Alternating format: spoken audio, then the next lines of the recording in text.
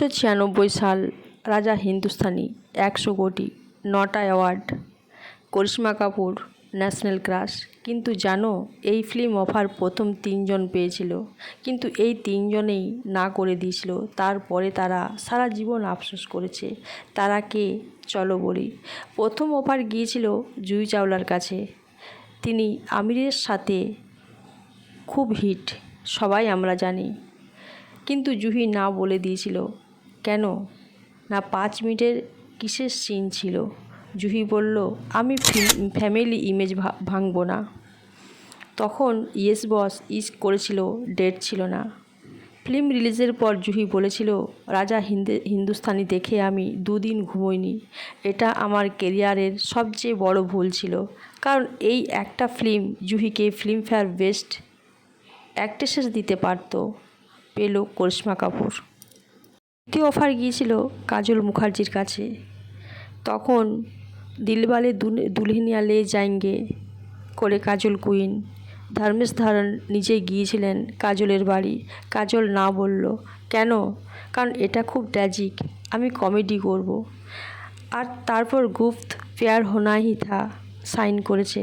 কিন্তু 1997 কাজল ইন্টারভিউতে বলেছিল, রাজা হিন্দুস্তানির এর গানগুলো শুনলে আমার বুক ফেটে যায়। ওটা আমার হাতে ছিল। সেটা পেয়ে গেল করিশ্মা কাপুর। কাজল এটা এখনও বলে, যেটা আমি এখন মিস করেছি, যেটা আমার জীবনের সবচেয়ে বড় ভুল। তারপর অফার গিয়েছিল রবিনা ট্যান্ডন, ধর্মেশ ধরন। এর প্রথম চয়েসেই ছিল রবিনা, কারণ রবিনা তখন মোহরা দিলওয়ালেতে টপ ছিল। স্ক্রিপ্ট শুনে রবিনা 90% হ্যাঁ বলে দিয়েছিল, কিন্তু শেষ মুহূর্তে না করলো কেন?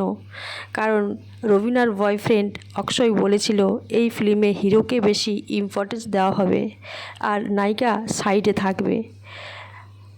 সে তাতে ভয় পেয়ে গেছিল কিসের সিনের জন্য।